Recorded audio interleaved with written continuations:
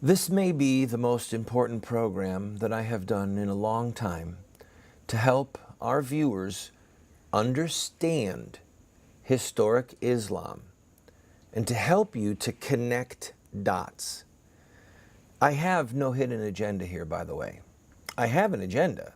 The agenda is to accurately report not just the news, but the background, the history, the details that would bring us to this point in time. Clearly by now, you have seen the horrific news that this man, Alton Nolan, age 30, had converted recently to Islam and was preaching to his fellow employees at a food plant. Well, for various reasons, we have not actually heard the details of the reasons, but for various reasons, he was fired. He then returned to his former place of employment, armed with a knife, got in and attacked this poor soul, Colleen Hufford. He stabbed her repeatedly and then proceeded to sever her head from her body. He beheaded her. He then went after 43-year-old Tracy Johnson, stabbing her multiple times.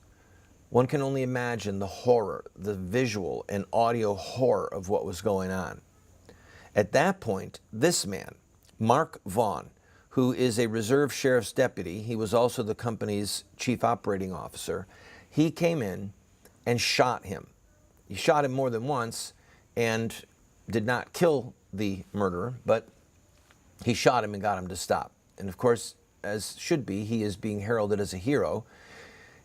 And there's another narrative we can go into on another day about our need to be able to defend ourselves and carry firearms, but I digress.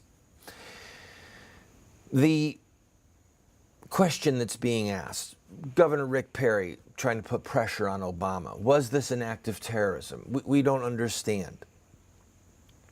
They're asking the wrong question, okay? And in today's program, I'm going to help you with the right question, all right? And as you watch the program, I want you to see if you can formulate the right question in your head.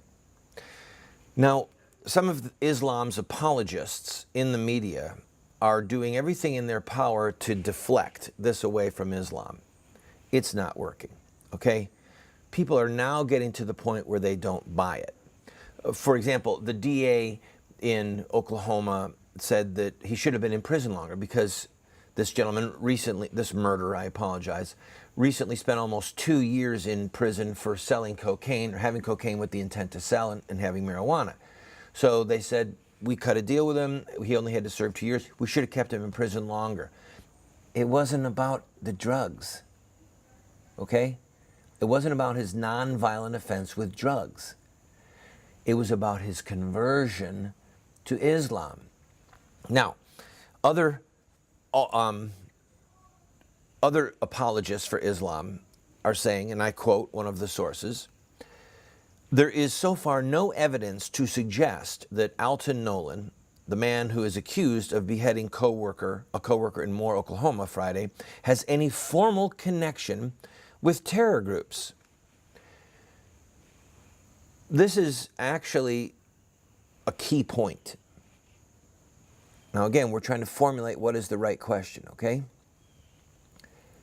He had no formal connection with terrorist groups. None. He wasn't trained by them. He wasn't a member. He had never gone to Afghanistan to be trained by Al-Qaeda, never gone to Syria to be trained by ISIS. And yet, he beheaded this woman who had rejected his evangelistic efforts for Islam. Why? Friend, in their desperate effort to say that only Islamic terrorists would commit such acts, they've actually proved the point. You don't have to become a member of a terrorist group. All you have to do is to read the historic narrative of the founder of Islam, Muhammad. When we come back from this break, I will walk you through some of the events in Muhammad's life, events that this murderer had read, events that the Quran and Islamic history herald as great and awesome victories for Islam. And as he read this history, he simply mimicked Muhammad. Evidently, you don't have to become a part of a terrorist group. You simply have to study the life of Muhammad.